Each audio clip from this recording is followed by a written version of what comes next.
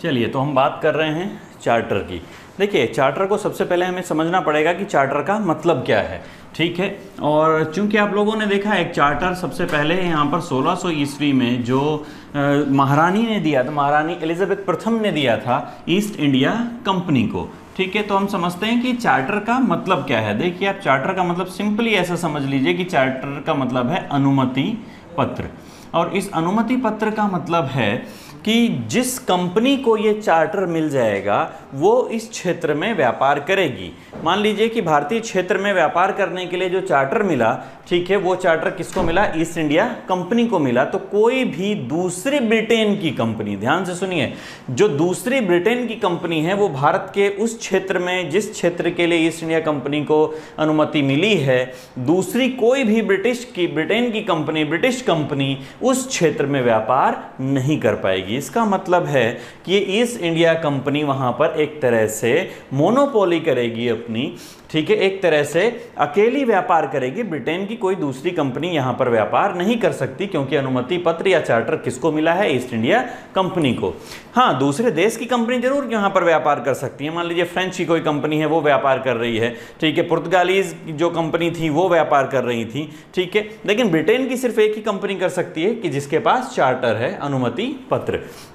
अभी मैंने आप लोगों को बताया था कि पिछले वाले में 1786 में 1786 में आप लोगों ने देखा कि एक नया गवर्नर जनरल यहाँ पर आया है, उसका नाम है लॉर्ड कॉर्नवालिस, ठीक है। ये कॉर्नवालिस जब यहाँ पर आया तो उसने एक सेटलमेंट व्यवस्था, एक बंगाल क्षेत्र में एक सेटलमेंट व्यवस्था जिसको कहते हैं स्थायी बंदोबस्त प्रणाली,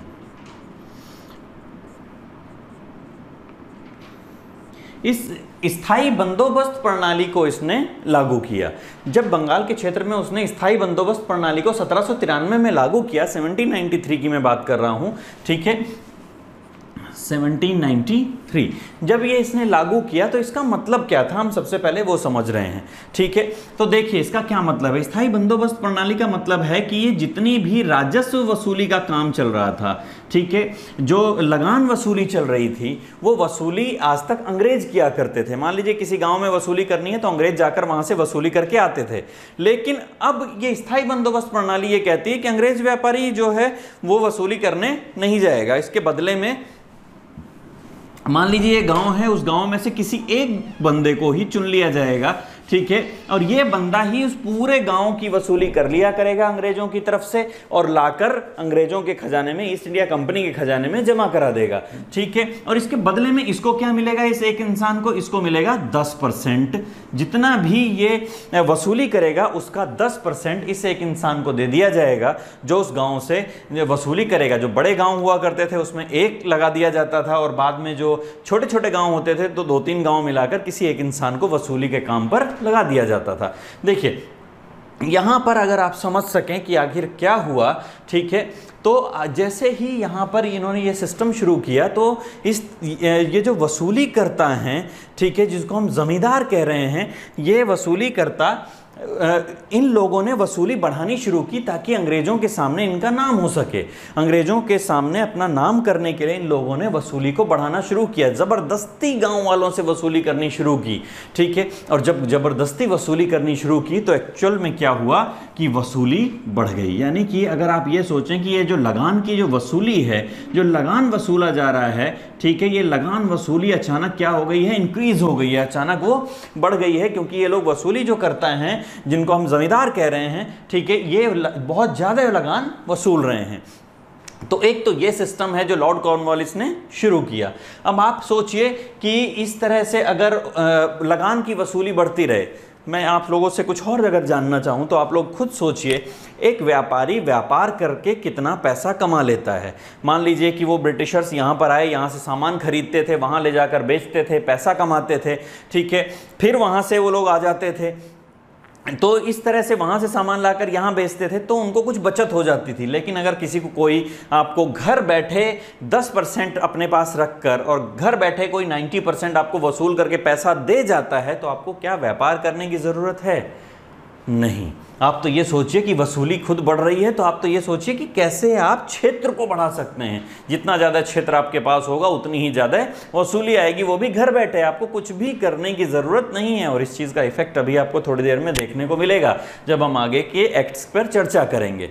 ठीक है, तो कुल मिलाकर मैंने आपको दो चीज़ें बताई। एक तो ये कि चार्टर क्या है। चार्टर एक तरह का अनुमति पत्र है जो किसको मिला हुआ है 1600 ईस्वी से, ईस्ट इंडिया कंपनी को। दूसरा, लॉर्ड कॉर्नवालिस की मैंने आपको बात बताई जो 1793 में, जिसने स्थायी बंदोबस्त प्रणाली लागू की। ठीक है, इसमें किसी एक इंसान को वसूली करता बनाया गया जो 10% कमीशन पर काम कर रहा है। इससे क्या हुआ, लगान की वसूली बढ़ गई। अब आप ये सोचिए, जैसे ही लगान की वसूली बढ़ी और ईस्ट इंडिया कंपनी के पास पैसा आने लग गया, वैसे ही लंदन में बैठी सरकार यानी कि जो ब्रिटेन वाले हैं, उन लोगों ने क्या किया, उन लोगों ने कंपनी से और ज़्यादा डिमांड करनी शुरू कर दी और कंपनी ने पैसा देने से मना कर दिया। क्योंकि ये कमाई किसकी थी एक्चुअल में, कंपनी कह रही थी ये कमाई हमारी है, ठीक है, हम आपको पैसा क्यों दें। तो जब कंपनी ने वहाँ पर पैसा देने से मना कर दिया तो अब वहां पर बैठे अंग्रेजों के पास क्या ऑप्शन बच रहा है, वहां पर बैठे अंग्रेजों के पास एक ऑप्शन बच रहा है कि क्यों ना ये जो अनुमति ईस्ट इंडिया कंपनी को दी गई है, क्यों ना ये समाप्त कर दी जाए। और अगर ये अनुमति पत्र खत्म कर दिया गया, ईस्ट इंडिया कंपनी से ले लिया गया, तो इसका मतलब है कि हम दूसरी कंपनी को भेजेंगे। तो वहां बैठे हुए अंग्रेजों ने क्या किया, जो ईस्ट इंडिया कंपनी को मिला हुआ ये चार्टर था, उस चार्टर को क्या कर दिया गया, रद्द कर दिया गया। तो 1793 ये वो समय था जब 1793 में ईस्ट इंडिया कंपनी की जो अनुमति थी व्यापार करने की भारतीय क्षेत्र से, वो समाप्त कर दी गई, वो खत्म कर दी गई। और जैसे ही अनुमति खत्म हुई तो ईस्ट इंडिया कंपनी वालों को तो आप ये सोचिए कि ये तो लुट गए बिल्कुल ही, क्योंकि अब इनका जितना पैसा आ रहा था, इन्होंने जो सपने संजोए थे, सब कुछ देखा था, वो तो सब खत्म हो गया। और जैसे ही ये रद्द हुई, अब ईस्ट इंडिया कंपनी वाले फटाफट महारानी के पास वापस पहुंच रहे हैं, वापस जा रहे हैं 1793 में। अब ये जैसे ही वापस जा रहे हैं और क्या मांग रहे हैं महारानी से और वहाँ ब्रिटिशर्स जो चल रहे हैं, ठीक है, वहाँ ब्रिटिशर्स वालों से क्या मांग रहे हैं, ये लोग मांग रहे हैं वापस अनुमति, कि नहीं ये अनुमति हमसे वापस नहीं लीजिए, आपने अनुमति समाप्त कर दी, वापस हमें दे दीजिए। तो उन्होंने कहा आप हमारी बात नहीं मानते हैं तो हम आपको अनुमति क्यों दें। तो अब यहाँ पर आप समझिए, अब आया ऊंट पहाड़ के नीचे। आप ये सोचिए कि ईस्ट इंडिया कंपनी वाले अब इस कह रहे हैं कि हम आपकी सभी बातें मानेंगे, ठीक है, लेकिन ये अनुमति हमें कंटिन्यू कर दीजिए। अब जैसे ही ये अनुमति यहाँ पर अब कंटिन्यू हो रही है तो फिर वहाँ से भी शर्तें आ रही हैं, यानी कि अब जो भी यहाँ पर कानून आएगा वो एक्चुअल में चार्टर कहलाएगा। और चार्टर का मतलब है अनुमति पत्र, क्योंकि यहाँ पर अनुमति समाप्त हो गई थी 1793 में। तो अब यहां पर आप समझिए कि 1793 में जब अनुमति समाप्त हो गई, तब आप ये देखिए कि 1793 में ये लोग एक चार्टर मांगकर लेकर आए कि 1700 एक और चार्टर हमें दे दीजिए, मतलब अनुमति दे दीजिए, ठीक है।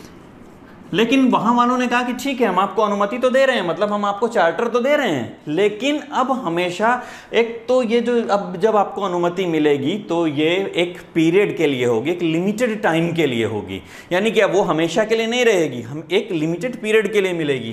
तो आप देखिए 1793 वाली जो हर एक चार्टर है वो सिर्फ 20 वर्ष की अनुमति आगे एक्सटेंड करेगा, तो 20 वर्ष की अनुमति मिलेगी। तो अगर 20-20 वर्ष की अनुमति चार्टर दें तो आप लोग खुद ही समझ सकते हैं कि 20 साल बाद जब चार्टर आएगा तो कौन से सन में आएगा। 1793 के बाद आप देखेंगे कब आएगा, 1813 में, यानी कि 1813 में भी एक चार्टर आना चाहिए। उसके बाद फिर से मैं कह रहा हूं कि ये 20 वर्ष की अनुमति मिलेगी, ठीक है, तो 20 वर्ष की अगर अनुमति यहां पर मिल रही है तो फिर से 20 वर्ष बाद फिर से चार्टर आना चाहिए। इसका मतलब है कि 1833 में फिर से चार्टर आएगा, ठीक है, फिर से 20 वर्ष की अनुमति मिलेगी, ठीक है। और अगर फिर से 20 वर्ष की अनुमति मिल रही है तो आप ये देख सकते हैं कि फिर से एक चार्टर आएगा जो 1853 में आया। तो इस तरह से ये चार्टर आते रहेंगे। और यहाँ पर जब आप देखेंगे 1853 का जब चार्टर आएगा तो ये चार्टर 20 वर्ष की अनुमति नहीं देगा। अगर इस चार्टर ने भी 20 वर्ष की अनुमति दी होती तो 1873 में एक चार्टर और आता, लेकिन 1853 वाले ने 20 वर्ष की अनुमति नहीं दी थी, क्योंकि यहाँ पर कुछ गड़बड़ हो गई थी इस दोनों के बीच में। उस गड़बड़ की भी मैं बात करूँगा, एक एक करके हम स्टेप बाय स्टेप पढ़ रहे हैं। बस आपको ये समझना है कि चार्टर कितने आए और क्यों आए, वो मैंने आपको रीज़न बता दिया।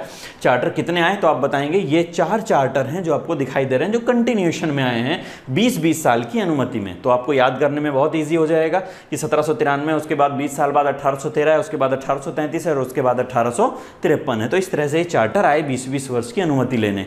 लेकिन अभी मैंने आपको बताया कि उन अंग्रेजों ने इनसे कहा कि आपको ईस्ट इंडिया कंपनी आपको ये चार्टर दिया तो जा रहा है, लेकिन अब जब भी आपको चार्टर मिलेगा, एक तो वो लिमिटेड पीरियड के लिए होगा और दूसरा वो चार्टर हमेशा कुछ शर्तें लेकर आएगा, कुछ एक्स्ट्रा बातें लेकर आएगा जो आपको माननी होंगी। ठीक है, तो उन्होंने क्योंकि हाँ की हुई है तो माननी तो पड़ेंगी ही। तो ऐसे में ये 20 वर्ष की अनुमति, तो यानी कि हम एक एक करके इन चार्टर को देख लेते हैं कि क्या क्या शर्तें इन लोगों की थी। ठीक है, तो पहले से शुरुआत करते हैं। तो पहला आपको चार्टर दिखाई दे रहा है, ये है 1793 का चार्टर जिसने 20 वर्ष की अनुमति दी है। देखिए, 2 चीज़ें जो आपको याद रखनी है वो याद रखनी है 1786 वाले अधिनियम से। 1786 वाले अधिनियम में मैंने आपको 2 चीज़ें बताई थी। कॉर्नवालिस ने जब ज्वाइन किया था तो उसने 2 शर्तें रखी थी। ठीक है, एक जो पहली शर्त थी कि जो गवर्नर जनरल की जो काउंसिल है यानी कि परिषद है, यानी कि मैं यहाँ पर लिख देता हूँ, ये गवर्नर जनरल की परिषद। ठीक है, गवर्नर जनरल की जो परिषद की जो सलाह होगी वो बाध्यकारी नहीं होगी। ठीक है, पहली तो शर्त ये थी। और दूसरी शर्त यहां पर थी कमांडर इन चीफ वाली। देखिए, इन दोनों बातों को एक्सटेंड किया गया है इसमें। 1793 के चार्टर में ये फिर से कहा गया कि गवर्नर जनरल की जो परिषद है वो अब आगे किसी पर भी बाध्य नहीं होगी, मतलब जैसा चल रहा है वैसा चलता रहेगा। और जो कमांडर इन चीफ की पोस्ट है उसके बारे में भी बात है कि वो भी कमांडर इन चीफ बन सकता है। ठीक है, जो गवर्नर जनरल की परिषद में नहीं भी है, ठीक है, वो भी कमांडर इन चीफ बन सकता है। ठीक है, मतलब कोई बाध्यता नहीं है, अब कोई भी कमांडर इन चीफ बन पाएगा। तो ऐसे में 2 ये बातें हुई जो आगे बढ़ गई हैं, जो 1786 के अधिनियम से एक्चुअल में रिलेट हो रही हैं। ठीक है, इसके अलावा अगर मैं बात करूं तो इसके अलावा आपको याद है एक नई संस्था बनाई गई थी जिसका नाम था बोर्ड ऑफ कंट्रोल। ठीक है, अब बोर्ड ऑफ कंट्रोल, अब देखिए ये जो संस्था बनाई गई है ये बनाई गई थी इन लोगों पर नज़र रखने के लिए थी, इन लोगों पर नियंत्रण रखने के लिए थी। राजनीतिक मामले, राजस्व मामले इसके अंडर में थे।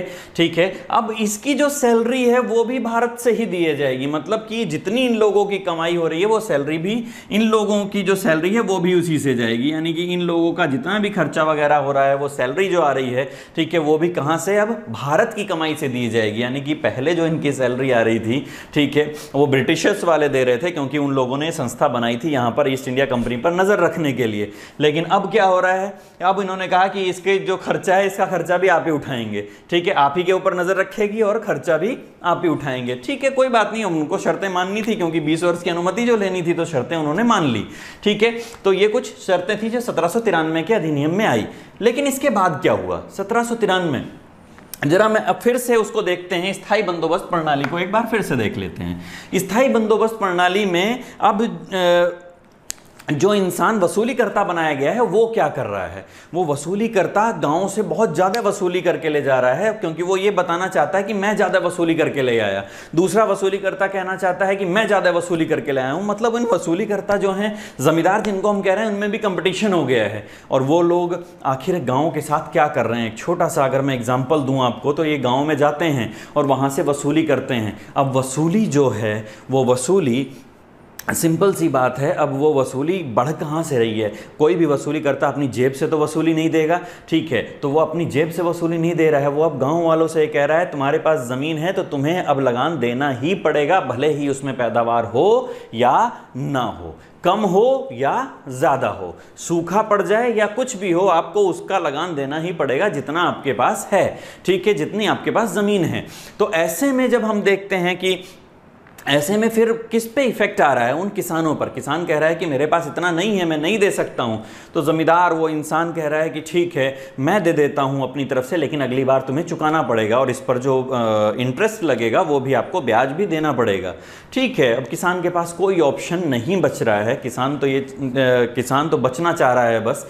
ठीक है, और अंत में यही हुआ, अगली बार और उसके अगली बार और उसके अगली बार जब ये ज़मींदार लोगों का कर्जा उसके ऊपर बढ़ता गया, तो फाइनली ज़मींदारों ने उनसे जो उनके ज़मीन के कागज़ थे वो ले लिए, ठीक है। और वो ज़मीन के कागज़ जब उन लोगों से ले लिए और वो अब अपनी ही ज़मीन पर काश्तकारी कर रहे हैं, यानी कि जिस किसान की वो ज़मीन थी अब वो किसकी हो गई है, क्योंकि कागज़ ज़मींदार के पास आ गए हैं तो वो ज़मींदार की हो गई है। और अब बचा क्या है, किसान क्या कर रहा है फिर, किसान अब सिर्फ मजदूर बन गया है, सिर्फ काश्तकार हो गया है जो ज़मींदार की ज़मीन पर काम कर रहा है, क्योंकि अब ये ज़मीन उसकी नहीं रही है। तो ये सब जो वसूली थी एक्चुअल में किसने बढ़ाई, ज़मींदार। और ये शब्द इन्हीं लोगों के लिए बनाया गया, ज़मींदार, यानी कि ये सारी गांव की ज़मीनें किसके पास आ गई, उस वसूलीकर्ता के पास आ गई, पूरे गांव की ज़मीनें उस वसूलीकर्ता के पास।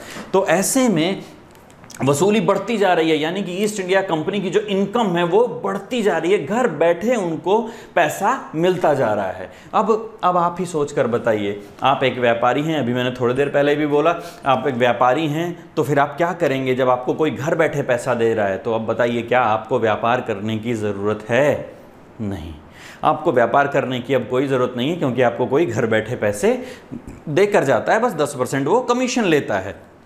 तो ऐसे में अब जब यहाँ पर अब अधिनियम आने वाला है 1813, ये 20 वर्ष की अनुमति समाप्त हो जाएगी, और जब ये 20 वर्ष की अनुमति समाप्त हो जाएगी तब आपको पता चलेगा कि ये 20 वर्ष की अनुमति के लिए 1813 में फिर से चार्टर आएगा, ये 20 वर्ष की अनुमति देगा, लेकिन अब क्या व्यापार को कंटिन्यू किया जाए?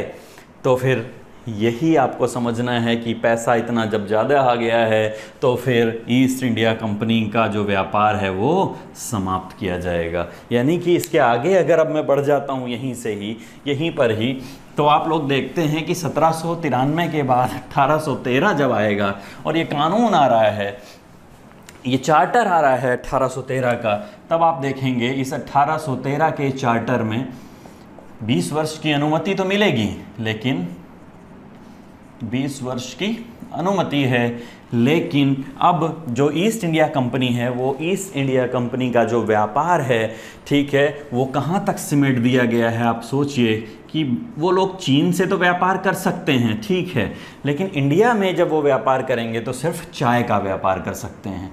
यानी कि आपको ये दो चीज़ें समझनी हैं। ईस्ट इंडिया कंपनी का चीन से जो व्यापार चल रहा था वो कंटिन्यू रहेगा, उसको कोई नहीं छेड़ा गया है, ठीक है, लेकिन भारतीय क्षेत्र का क्या? तो भारतीय क्षेत्र में इन लोगों को कह दिया गया कि भारतीय क्षेत्र में आप सिर्फ चाय का व्यापार करिए, बाकी और कोई व्यापार करने की आपको बिल्कुल भी ज़रूरत नहीं है। क्यों? क्योंकि आपके पास तो इतनी कमाई आ रही है, आप तो क्षेत्र बढ़ाने पर ध्यान दीजिए। आप इन अंग्रेज़ों की चालाकी को समझिए जो वहाँ पर बैठे हुए थे, वो अंग्रेज़ों इन ईस्ट इंडिया कंपनी के माध्यम से अपना क्षेत्र बढ़वाना चाहते थे, ठीक है, और इस पूरे क्षेत्र को ब्रिटिशर्स का क्षेत्र कहलवाना चाह रहे थे, और यही हो रहा है, ठीक है। ये सिर्फ चाय बेचना रह गया उनका कि वो चाय खरीद बेच सकते हैं इंडिया में, और बाकी इंडिया में कोई भी व्यापार नहीं करेंगे। तो अब सवाल ये है कि इंडिया के साथ व्यापार कौन करेगा, क्योंकि ईस्ट इंडिया कंपनी तो अब व्यापार नहीं करेगी, ठीक है। तो व्यापार कौन करेगा? तो व्यापार अब दूसरी व्यापार करने के लिए दूसरी कंपनियों को भेजा जाएगा, वो व्यापार पर ध्यान देंगी। तो आप किस पर ध्यान देंगे? ईस्ट इंडिया कंपनी किस पर ध्यान देगी? ईस्ट इंडिया कंपनी ध्यान देगी क्षेत्र को जीतने में, ठीक है। और यही होगा जब अभी आप देखेंगे, ठीक है, आगे क्षेत्र जीतते जीतते जब 1833 आएगा, ठीक है, तब आप देखेंगे कि कैसे जो बंगाल का गवर्नर है उसको भारत का गवर्नर जनरल कह दिया जाएगा, ठीक है। हम आगे की बात बाद में करेंगे, ठीक है। तो ये 20 वर्ष की अनुमति मिल गई, ठीक है, और उनकी चीन और चाय के व्यापार को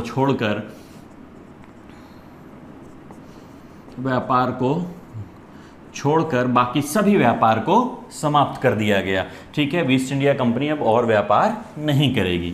1813, अब बताइए, मैंने अभी आपको बताया इनके लिए इनडायरेक्टली क्या आदेश आ गया है कि आप व्यापार नहीं करेंगे, आप क्षेत्र राजनीति पर ध्यान दीजिए, इसका मतलब, ठीक है। तो राजनीति पर ध्यान दीजिए मतलब क्षेत्र को बढ़ाइए। अब जब क्षेत्र को बढ़ाना है तो क्या भारतीय लोग अपने क्षेत्र को ऐसे ही जीतने देंगे? नहीं, अगर उसके लिए कुछ करना पड़ेगा। देखिए, मान लीजिए यहाँ पर एक चालाकी, और आप यहाँ पर देखेंगे इन्होंने इसमें कहा कि अब भारत में ईसाई मिशनरीज़ को आने की अनुमति दे दी गई।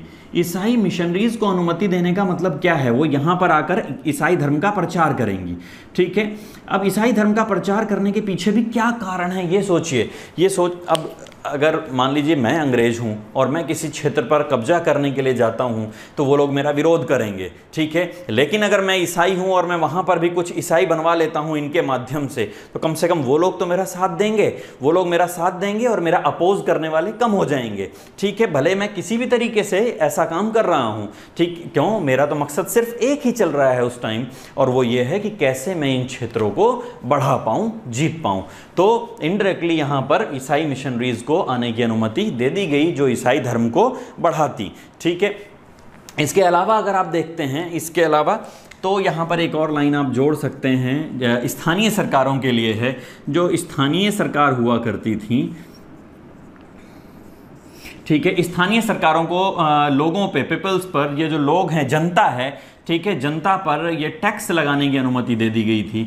मतलब कि ये जो लोकल सरकारें हुआ करती थी गाँव में, ये गाँव वालों को वो लोग पैसा तो ऊपर से नहीं दे रहे हैं, गाँव वालों को कह रहे हैं तुम्हें अगर सरकार गाँव में चलानी है तो ठीक है, आप अपना गाँव जनता पे टैक्स लगा लीजिए, और कोई नहीं देता है तो उसको दंड दीजिए, ठीक है, वो आप लोग जानिए, आप लोग समझ लीजिए, ठीक है। ये इसमें लिखा हुआ था, ठीक है। तो इतना कुछ हो रहा है, और साथ साथ आप लोग ये भी देख रहे हैं कि जो ये गवर्नर जनरल जो इस टाइम बना हुआ है, बंगाल का गवर्नर जनरल, ठीक है, वो गवर्नर जनरल लगातार क्षेत्रों को बढ़ा रहा है और चारों तरफ उसी का ही बोलबाला है, या फिर मैं यूँ कहूँ ईस्ट इंडिया कंपनी का जो प्रभुत्व है वो बढ़ता जा रहा है, ठीक है। और इसी के ही बाद में यहीं से ही आ जाता हूँ 1833 पर। तो आप लोग ये देखें, जब मेरे पास क्षेत्र बढ़ता जा रहा है 1833 तक, आदेश क्या आया था आप ये समझ लीजिए। आदेश था कि क्षेत्र को बढ़ाया जाए, और जैसे जैसे क्षेत्र बढ़ता गया वसूली बढ़ती गई, क्षेत्र बढ़ता गया वसूली बढ़ती गई, ठीक है। और जैसे पैसा बढ़ता जा रहा है, सब कुछ बढ़ता जा रहा है, तो आप ही सोचिए, मैं यहीं पर इसको लिख देता हूँ कि 1833 में फिर से 20 साल पूरे हो जाते हैं और ये लोग फिर से पहुंच जाते हैं अनुमति लेने के लिए। तो ठीक है, 1833 में फिर से एक चार्टर आता है, 20 वर्ष की अनुमति दे देता है, लेकिन आपको पता है इसकी शर्तें भी लागू होंगी, ठीक है। तो वो शर्तें क्या हैं? तो वो शर्तें जब आप लोग देखते हैं तो आप खुद ही समझिए कि जब इन लोगों के पास पैसा आता जा रहा है, तो 1833 का चार्टर जब तक आता तब तक इन लोगों ने पूरे देश पर कब्जा कर लिया था। यानी कि 1813 में जो इनडायरेक्टली आदेश था कि क्षेत्र को जीतिए, व्यापार में कुछ नहीं रखा, ठीक है, तो उसको आप लोग देखें यहाँ पर, तो आपको ये पता चलता है कि 20 वर्ष की अनुमति देने के लिए जब ये चार्टर आया तब तक इन्होंने पूरा भारत जीत लिया है। यानी कि अब सिर्फ 3 क्षेत्र नहीं है इनके पास, बंगाल, मद्रास और बम्बई नहीं, अब वो पूरा भारत है। यानी कि अब क्या है? भारत। और जब पूरा भारत है तो क्या वो बंगाल का गवर्नर जनरल पूरा भारत संभाले? बिल्कुल। तो पोस्ट बदलनी पड़ेगी। यहाँ पर आपको ये समझना है, जब भारत बन रहा है तो फिर गवर्नर जनरल भी किसका? बंगाल का नहीं, किसका गवर्नर जनरल? भारत का गवर्नर जनरल। क्योंकि इन सालों में, इन 20 सालों में 13 से लेकर 33 तक इन लोगों ने पूरा भारत जीत लिया है, लगभग भारत जीत लिया है। और अब वो भारत के एरिया का जो गवर्नर जनरल है वो क्या कहला रहा है? भारत का गवर्नर जनरल कहला रहा है, ठीक है। और कौन बना पहला भारत का गवर्नर जनरल? ठीक है, जो ब्रिटिश भारत का आप कह सकते हैं यहाँ पर, क्योंकि ये एक इंपॉर्टेंट शब्द है, मैं भी इस पर चर्चा करूँगा, ठीक है। वो था लॉर्ड विलियम बेंटिक, ठीक है। तो इन्होंने कहा कि ये ब्रिटिश भारत का गवर्नर जनरल, कौन? William Bentinck. अभी मैंने यहां पर एक शब्द जोड़ा, ब्रिटिश भारत। इसका मतलब सिंपल सा ये हो गया कि अब इंडिया कैसा हो गया है, ठीक है। वो सिर्फ ईस्ट इंडिया कंपनी जो उसको चला रही है, लेकिन इनडायरेक्टली वो किसका है? ब्रिटेन का है। इनडायरेक्टली वो ब्रिटेन का है, सिर्फ चला कौन रहा है? East India company. यानी कि ब्रिटिश भारत, ये शब्द लिख देना भी एक बहुत इंपॉर्टेंट बात है जो उन्होंने इस चार्टर में लिखकर भेजा। तो 1833 के चार्टर में आपने ये देखा कि भारत जो है वो ब्रिटिश भारत हो गया, उस पर कब्जा कर लिया गया है। वो ब्रिटिश भारत का गवर्नर जनरल कौन बनाया गया? विलियम बेंटिक, ठीक है। तो अब जब वो ब्रिटिश भारत का गवर्नर जनरल, यानी कि पूरे भारत का कोई अगर गवर्नर जनरल है तो कानून उसी के लागू होने चाहिए। तो अगर उसी के कानून लागू होने चाहिए तो इसका मतलब है, यहाँ पर मैं एक लाइन और लिख सकता हूँ जो बुक्स में लिखी हुई है, वो ये है कि अब जो इसका यहीं पर लिख देता हूँ, इसके बनाए हुए जो भी कानून हैं, ठीक है, वो किस पर लागू होंगे? पूरे भारत पर लागू होंगे, ठीक है, पूरे भारत पर लागू होंगे। इसमें भी एक चीज़ आप सोच सकते हैं, अगर इसके कानून पूरे भारत में लागू होंगे तो बाकी गवर्नर क्या करेंगे फिर? बाकी गवर्नर यानी कि उनसे उनकी विधायी शक्तियां छीन ली गई हैं, यानी कि कानून बनाने की शक्ति। विधायी शक्ति का मतलब है कानून शक्ति, ठीक है। तो कानून बनाने की जो शक्ति है, विधायी शक्ति जिसको हम कह रहे हैं, जो गवर्नर्स को मिली हुई थी, जो नीचे के गवर्नर थे, मान लीजिए कि मद्रास का गवर्नर था, मान लीजिए कि बंबई का गवर्नर था, उनसे वो शक्तियां जो हैं वो छिन गई हैं। तो बाकी गवर्नरों से छिन गई, किसके पास आ गई हैं? गवर्नर जनरल के पास आ गई हैं। गवर्नर जनरल कौन है? विलियम बेंटिक है, ठीक है। और कानून अब इसके द्वारा बनाया जाएगा। कानून किस पर लागू होगा? पूरे भारत पर लागू होगा। एक लाइन और आप इसमें देख सकते हैं यहाँ पर, इसके द्वारा जो भी कानून बनाए जाएंगे आज के बाद, अब जो कानून बनाए जाएंगे, जो 1833 से पहले बने हुए कानून थे, वो नियामक कानून कहलाएंगे, नियामक कानून। और जो 1833 के बाद के कानून हैं वो एक्ट यानी कि अधिनियम कहलाएंगे, एक्ट यानी कि अधिनियम कहलाएंगे, क्योंकि अब ये भारत का गवर्नर जनरल बन गया है, तो अब इसके द्वारा बनाए गए कानून पूरे भारत पर लागू हो रहे हैं, ठीक है। और ये कानून क्या कहलाएंगे? अधिनियम कहलाएंगे और पूरे भारत पर लागू होंगे, ठीक है। तो ये आपको समझ लेना है, ये कुछ बातें हैं जो 1833 के चार्टर में हुई हैं, ठीक है। बहुत इंपॉर्टेंट चार्टर है, क्योंकि इसने एक पद नाम बदला है, पोस्ट बदली है। बंगाल का गवर्नर जनरल अब ब्रिटिश भारत का गवर्नर जनरल कहलाएगा, ठीक है। यहाँ से फिर से मैं साइड में आता हूँ और हिस्ट्री की बात करता हूँ। यहाँ पर एक बहुत इंपॉर्टेंट मुद्दा मैं उठाऊंगा, ठीक है, जो हमें बहुत ज़रूरी है जानना। अब अंग्रेज 1833 का जो चार्टर आया, क्या ईस्ट इंडिया कंपनी, ठीक है, अभी भी व्यापार जारी रखे? ईस्ट इंडिया जब पूरा का पूरा भारत कब्जे में आ गया है, और पूरा का पूरा भारत जब कब्जे में आ गया और इतनी ज़्यादा वसूली आ रही है, तो अब वो चीन और चाय का जो व्यापार बचा था, क्या वो भी करना ज़रूरी है ईस्ट इंडिया कंपनी को? नहीं। तो ईस्ट इंडिया कंपनी, यहाँ पर बहुत बड़े बड़े शब्दों में आप समझ लीजिए कि ईस्ट इंडिया कंपनी की जो व्यापारिक अनुमति थी, ठीक है, या व्यापारिक गतिविधियाँ थी, कोई भी गतिविधियाँ, ठीक है, चाहे वो चीन और चाय वाली ही बची हुई थी, इन पूरी गतिविधियों को क्या कर दिया इस चार्टर ने? समाप्त कर दिया। पूरी गतिविधियों को, व्यापारिक गतिविधियों को समाप्त कर दिया है। तो अगर व्यापारिक गतिविधियां समाप्त हो ही गई हैं, तो फिर बचा क्या है?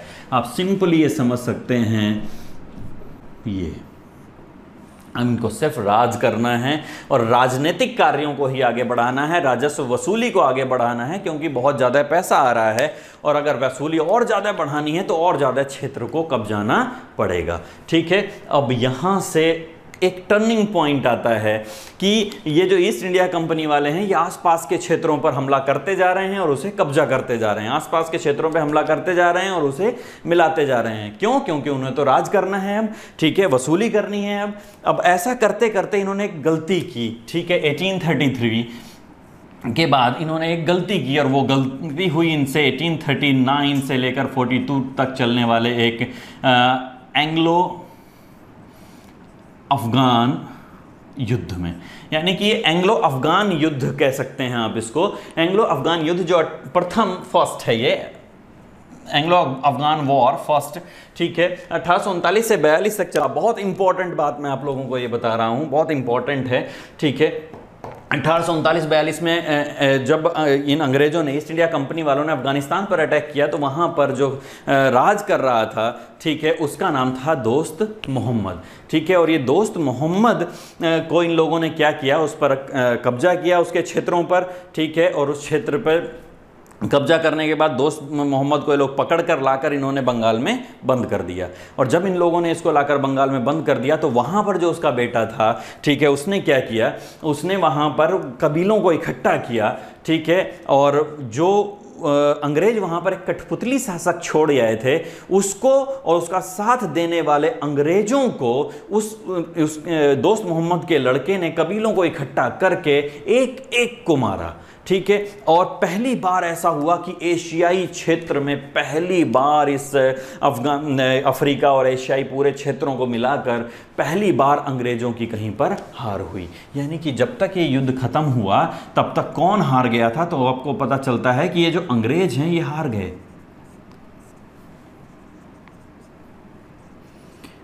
और अंग्रेज हार गए, इसका मतलब क्या है? अंग्रेजों को अजेय समझा जाता था, अंग्रेजों को समझा जाता था कि इन्हें कोई हरा नहीं सकता, और मुट्ठी भर अफगानियों ने इन लोगों को हरा दिया। यह बात बहुत तेजी से चारों तरफ फैल गई और अंग्रेजों की नाक कट गई। और जब अंग्रेजों की नाक कट गई तो ये बातें, ये छुपी हुई नहीं है किसी से भी, ये बातें यहाँ ब्रिटिशर्स तक, वहां तक महारानी तक, वहां भी पहुंच रही हैं और यहाँ भारत तक भी पहुंच रही हैं। और जब ये बातें भारत में पहुंची कि ये लोग यहाँ पर अफगानिस्तान वालों से हार गए हैं, तब हम भारत वाले क्या सोच रहे हैं? हम भारत वाले ये सोच रहे हैं कि बताओ, मुट्ठी भर अफगानियों ने इन लोगों को हरा दिया और हम इतने लाखों करोड़ों लोग होकर भी हम लोग गुलाम बने बैठे हैं इन मुट्ठी भर अंग्रेजों के। ठीक है, तो यानी कि एक जो चिंगारी थी वो हमारे दिलों में जग गई। वो चिंगारी या किसकी वजह से जगी? अगर ये युद्ध नहीं हुआ होता और अंग्रेज यहाँ पर हारे नहीं होते और हमें ये पता नहीं चलता कि अंग्रेजों को हराया जा सकता है, तो ये चिंगारी हमारे अंदर कभी भी नहीं जलती और ये चिंगारी फूटी। ये चिंगारी फूटी और इस चिंगारी को फूटते फूटते बहुत टाइम लग गया। जब ये आपने 1857 की क्रांति देखी है, ठीक है, आपको क्या लगता है 1857 की क्रांति का तत्कालिक कारण, भले ही आप लोगों ने ये पढ़ा हो कि चर्बी लगे कारतूस था, लेकिन एक्चुअल में ये जो चिंगारी जली थी ये वाली, ठीक है, इसका कारण था जो 1857 की क्रांति हुई। वरना क्या चर्बी लगे हुए कारतूस पहले कहीं नहीं आ रहे थे? क्या चर्बी लगी हुई चीज़ें पहले नहीं आ रही थी? क्या पहले हम लोगों को उनके लिए जूते, चमड़े और ये सब साफ नहीं करना पड़ता था? क्या पहले हम उनके लिए चमड़ों का इस्तेमाल नहीं कर रहे थे? अंग्रेज़ों के लिए सब कुछ कर रहे थे हम, लेकिन हमने कभी भी उनके खिलाफ बगावत करने के लिए नहीं सोची, क्योंकि हमारे अंदर वो जिगर नहीं था, वो चिंगारी नहीं थी। लेकिन इसको देखने के बाद जब मुट्ठी भर अफगानियों ने अंग्रेज़ों को हरा दिया, तब हमारे अंदर वो ललक जग गई और वो फूट गई जब हमें एक मौका मिला। और वो छोटा सा मौका आपने देखा, ठीक है, जब चर्बी लगे कारतूस से एक मौका मिला हमें, ठीक है, और हमने विद्रोह कर दिया। यानी कि 1857 के पीछे का अगर आप कारण देखें, ठीक है, तो एक्चुअल में 1857 के पीछे का एक सबसे मुख्य कारण है एंग्लो अफगान वॉर। अगर ये नहीं होता तो शायद मैं कहूँ कि ये भी ना हुआ होता। ठीक है, तो खैर अब देखिए, अब 1833 का चार्टर आप लोगों को पता चल गया है। ठीक है, इसके बाद आप लोग देखते हैं कि अभी 20 वर्ष की अनुमति थी। ठीक है, 1853 में फिर से चार्टर आने वाला है और ये लोग 1853 में फिर से चार्टर लेने महारानी के पास पहुंच गए कि महारानी जी 20 साल तो पूरे हो गए, 20 साल के फिर से चार्टर दे दीजिए। तो महारानी ने कहा कि ये देखो, ये क्या है, एक तो नाक कटवा के आए हो मुट्ठी भर अफगानियों से हार कर और ऊपर से 20 साल की अनुमति लेने आए हो। देखिए, यानी कि वहां वाले अंग्रेज इन लोगों से क्या कह रहे हैं कि आप लोग एक तो हमारी नाक कटवा के आए हैं, ऊपर से 20 वर्ष की अनुमति लेने आए हैं। हम आपको अब 20 वर्ष की अनुमति नहीं देंगे, आपकी वजह से पूरे विश्व में हमारी बहुत ज़्यादा बेइज्जती हुई है। इसका मतलब है कि ये वो रीज़न था जिसकी वजह से 1853 में का जब चार्टर आता है तो वो अनुमति तो देता है, पर वो 20 वर्ष की अनुमति नहीं देता। वो सिर्फ ये कहता है कि आपको कंडीशनल रखा जाता है, यानी कि जब तक आपसे ये राजकाज छीन ना लिया जाए, वापस ना ले लिया जाए, बस तब तक आप जो भारत है, भारतीय जो क्षेत्र है, उस पर ये जो राजनीतिक कार्य हैं सब कुछ ये कंटिन्यू रख सकते हैं, सिर्फ तब तक रखेंगे। यानी कि 1853 का जो चार्टर है उसको हमें समझना है। तो आप लोगों को ध्यान रखना है, आप हिस्ट्री में पढ़ना चाहते हैं तो आप लोगों को कुछ जो युद्ध हैं वो पढ़ने पड़ेंगे, जैसे कि आप लोग प्लासी का युद्ध पढ़िए, ठीक है, बक्सर का युद्ध पढ़िए और उसके बाद एंग्लो अफगान वॉर ये जरूर पढ़िएगा। ठीक है, और आप कमेंट में मुझे बता सकते हैं, अगर आप लोग चाहेंगे तो मैं इनके लिए अलग से एक वीडियो बना दूंगा, प्लासी, बक्सर और ये इन सब के लिए। ठीक है, तो अब हम बात करते हैं चार्टर नेक्स्ट की। तो नेक्स्ट चार्टर आप लोग देखते हैं तो अब कब आने वाला है, ये है 1853 का चार्टर। ठीक है, 1853 के चार्टर में जब मैंने अभी आप लोगों को बताया कि जब ये लोग चार्टर लेने गए तो वहाँ पर अब इन लोगों को जो 20 वर्ष की अनुमति है वो नहीं मिली। तो सबसे पहली बात तो आप यही कह सकते हैं कि इसमें जो अनुमति है उनके वर्ष का जो उल्लेख है वो नहीं है। ठीक है, तो वर्ष का उल्लेख नहीं है, यानी कि सिर्फ कंडीशनल है। और अब आगे की बात समझने के लिए हमें कुछ समझना पड़ेगा, कुछ चीज़ों को और देखना पड़ेगा। तो 1853 में जब ये लोग लेने जाते हैं, अनुमति लेने जाते हैं, तब क्या हो रहा है। तो भारत का गवर्नर जनरल, चूँकि इतना बड़ा भारत अब उसके पास है, ठीक है, अब ब्रिटेन कितना छोटा सा ब्रिटेन, ठीक है, और यहाँ पर आप लोग देखते हैं कि इतना बड़ा भारत जब उसके पास इन अंग्रेज़ों के कब्ज़े में है, तो वो संभाल नहीं पा रहे हैं इस इंडिया को। और जब संभाल नहीं पा रहे हैं तो आप ये सोचिए कि भारत का गवर्नर जनरल ये कह रहा है कि मुझे हेल्प चाहिए, इतना सारा जो काम है वो मैं अकेले नहीं कर सकता। तो ठीक है, उन्होंने कहा कि ठीक है, अगर आप ये पूरा काम अकेले नहीं कर सकते हैं, क्योंकि उसके पास बहाना है, वो कह रहा है कि देखिए पूरा भारत मेरे से नहीं संभल रहा है, हम लोग इसलिए हार गए, ठीक है, तो वो तो बहाना बना रहा है। तो इन्होंने कहा कि ठीक है, हम आपका काम जो है वो कम कर देते हैं। तो ठीक है, उसने कहा कि बहुत ही अच्छा है। तो इस चार्टर में वो बात लिखी हुई है कि आज के बाद जो विधायी कार्य है वो आप नहीं करेंगे। विधायी कार्य मतलब कौन सा कार्य? कानून बनाने का कार्य। तो आज के बाद आप और आपकी काउंसिल क्या नहीं करेगी? कानून बनाने का कार्य नहीं करेगी, विधायी कार्य नहीं करेगी। और आपके जो विधायी कार्य हैं उनको लागू किया जाएगा, ठीक है। वो पूरे भारत पे कैसे लागू होंगे, तो भारतीयों का भी उसमें सहयोग मिले, इसके लिए हम आज के बाद क्या करेंगे? कुछ प्रशासनिक नियुक्तियां करेंगे। एक एक करके दोनों पर बात कर लेते हैं। देखिए, आप आज के बारे में ही आप सोचिए। आज भारत में मान लीजिए आज भारत में सरकार है, ठीक है, क्या कानून बनाने का काम वो लोग ही कर रहे हैं जो कार्यपालिका है, या उसके लिए एक अलग से संस्था है? तो बिल्कुल एक अलग से संस्था है जिसका सिर्फ काम ही कानून बनाना है, ठीक है, और वो है आपकी संसद। यानी कि विधायी कार्य करने के लिए यहाँ पर भी संसद का निर्माण होने जा रहा है, और यही जाकर आगे हमारी संसद बन जाएगी, ठीक है। तो स्टार्टिंग यहाँ से हो रही है। तो नाम क्या है इसका? तो इन्होंने एक नई संस्था का गठन किया जो विधायी कार्य करने के लिए बनाई गई। इसका नाम है भारतीय केंद्रीय विधान परिषद। यानी कि आज के बाद एक एक्स्ट्रा परिषद हुआ करेगी, ठीक है। वो जो गवर्नर जनरल की परिषद है उसको और इसको बिल्कुल भी मत मिलाइएगा, ये अलग है, ठीक है। तो भारतीय केंद्रीय विधान परिषद एक नई संस्था बनाई गई है जो क्या काम किया करेगी आज के बाद? विधायी कार्य, ठीक है, क्योंकि उस गवर्नर जनरल के पास कार्यों का बर्डन हो गया था, यही बहाना बनाया था, इसलिए काम हटा दिया गया उससे। दूसरा काम है प्रशासनिक कार्य। अब आप देखिए, भारत सरकार मान लीजिए आज भी अपने कानूनों को लागू करती है, तो हर एक जिले में उस कानून को लागू करने के लिए अधिकारी होते हैं, जिसको आप जिला अधिकारी, जिला कलेक्टर, ठीक है, इस नाम से जानते हैं, ठीक है। वो सिविल सर्वेंट होता है। तो यहाँ पर भी उन्होंने कहा कि आज के बाद आपकी सहायता के लिए जो प्रशासनिक अधिकारी होते हैं वो बढ़ेंगे, वो हुआ करेंगे एक्स्ट्रा, और ज़्यादा हुआ करेंगे। और इसके लिए क्या हुआ करेगा? प्रशासनिक अधिकारियों की नियुक्ति हुआ करेगी। और नियुक्ति कैसे होगी? खुली भर्ती होगी, ठीक है। तो खुली भर्ती होगी, इसका सीधा सा मतलब है कि ओपन एग्जाम होगा। और जब ओपन एग्जाम होगा तो इसका क्या मतलब है? क्या भारतीय भी भाग ले सकते हैं?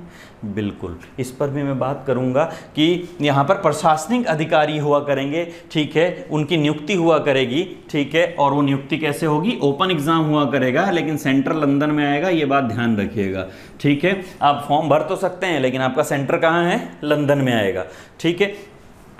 तो भारतीयों के लिए भी है, ये इस पे भी मैं अभी चर्चा करता हूं थोड़ी देर में।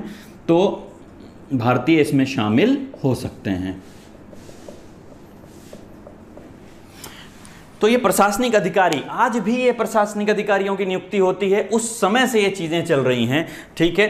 तो उस टाइम उनको सिविल सर्वेंट कहा जाता था और उन अधिकारियों को आईसीएस कहा जाता था। आज उनको आईएएस कहा जाता है, जिसकी तैयारी आप लोग कर रहे हैं, ठीक है। और ये आईसीएस उस टाइम आईसीएस कहलाते थे, आज आईएएस कहलाते हैं, ठीक है। तो ये प्रशासनिक अधिकारी। तो अब अगर मैं आगे बढ़ूं तो ये जो नियुक्ति है खुली भर्ती हो रही है। अब मैं यहाँ पर बात कर रहा था कि भारतीय शामिल हो सकते हैं। देखिए, खुली भर्ती प्रशासनिक अधिकारियों के लिए ये करने का प्रावधान 1833 में भी आया था। 1833 में इसका प्रावधान था कि ये भारत वाले जो हैं होंगे, ये इनके लिए एग्ज़ाम दे सकेंगे, जो भारतीय होंगे वो एग्ज़ाम दे सकते हैं इसका। लेकिन गवर्नर जनरल जो थे, ठीक है, गवर्नर जनरल ने क्या किया? इस बात का विरोध कर दिया था, और इस बात का विरोध कर देने की वजह से ये जो प्रावधान था ये लागू नहीं किया गया था। तो ये प्रावधान जो भारतीय शामिल हो सकते हैं प्रशासनिक अधिकारी के रूप में, उसको लागू नहीं किया गया था। किसके विरोध की वजह से? गवर्नर जनरल की विरोध की वजह से, जो 1833 में आ गया था, ठीक है। तो यहाँ पर इस टाइम आ गया है कि अब कोई दिक्कत नहीं है, जो प्रशासनिक अधिकारी हैं वो नियुक्त होंगे और इसमें भारतीय भी शामिल हो सकते हैं। ठीक है, तो ये कहानी है 1853 की।